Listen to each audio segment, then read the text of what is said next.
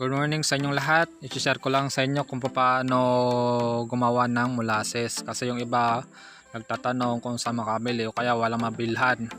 Ang gagawin lang natin, kuha lang tayo ng tubig, tapos panotsa, sinaklob ang tawag dito sa amin. O ewan ko kung anong tawag itong sugar na ito sa inyo. Pwede rin yung maskobado. Ayan, na dark ang gamitin. Ito sa akin panotsa ang tawag dito o sinaklob sa amin.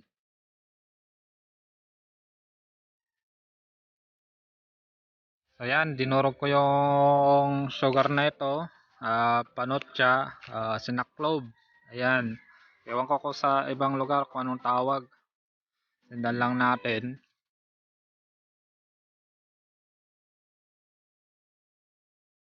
Kakasindin natin, ayan. Lagyan natin siya ng tubig.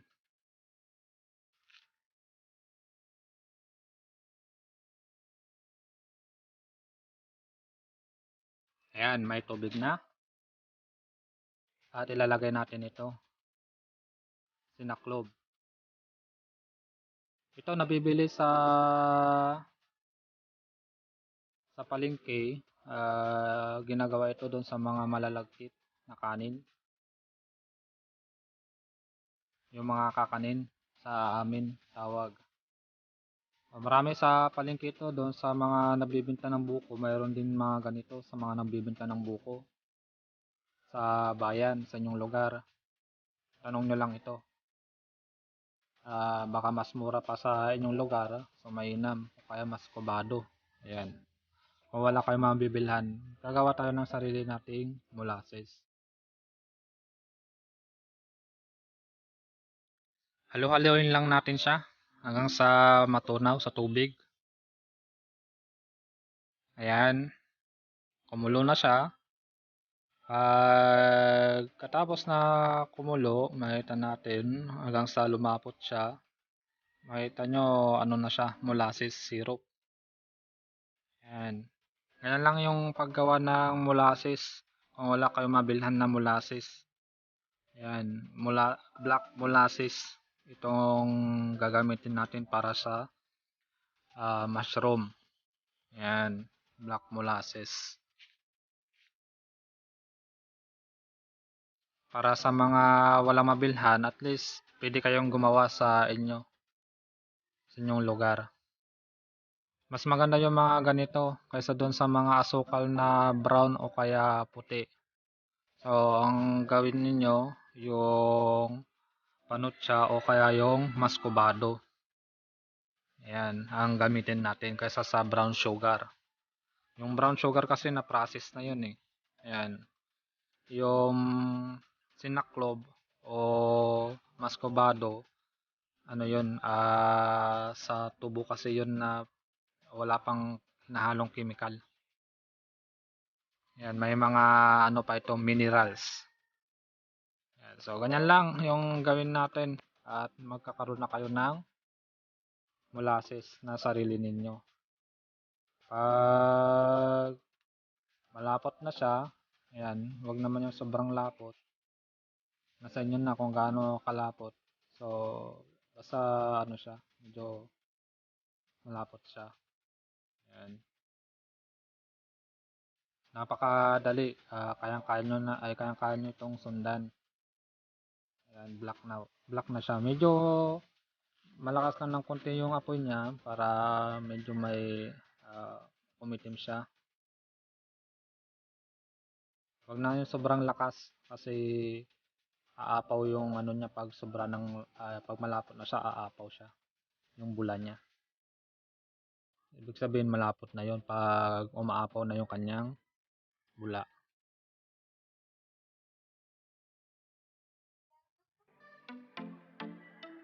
Ayan. So, naluto na. Gagawin lang natin, palalamigin. Ayan, palalamigin natin siya.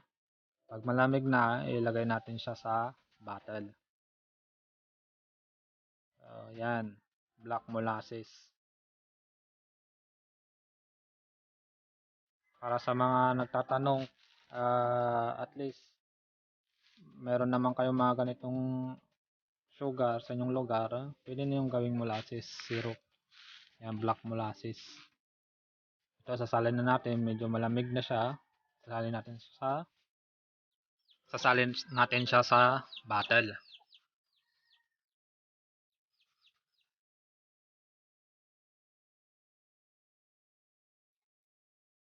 Ayan. So, mayroon na tayong sariling molasses na gagamitin natin sa ating paggawa ng mushroom, o kaya pwede rin ito, ginagamit din ito sa pagtatanim. Mainam ito sa mga tanim o kaya paggawa ng compost. Ayan, hinalo ito sa pagkukompose ng mga prutas o kaya mga dahon. Mainam din to sa mga halaman. Pero sa atin, ginagamit natin to sa mushroom. So, ganyan lang ang paggawa ng molasses. Pag wala kayong mabilhan na molasses o malapit na pabrika ng asukal, so pwede kayong gumawa ng sarili ninyong molasses. Napakadali lang gumawa.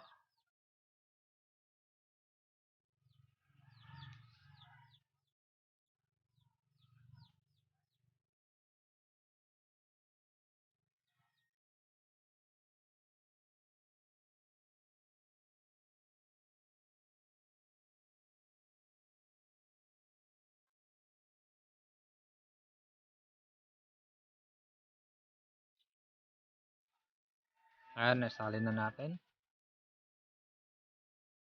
So, ito na yung ating nagawa. Ito yung ating ginawa, tapos itong mas malaki, ito yung binili ko. Ayan, marami akong binili ganyan. Sa mga walang mabilhan, ganito. Noon kasi wala rin ako mabilhan, kaya ako yung gumagawa. Pero ngayon meron akong pinabibilhan. Ayan, kung wala kang mabilhan, ganyan, gumawa lang tayo ng sarili nating molasses. Sana nakatulong ito sa inyo, sa mga naghahanap ng molasses. God bless po sa inyo lahat.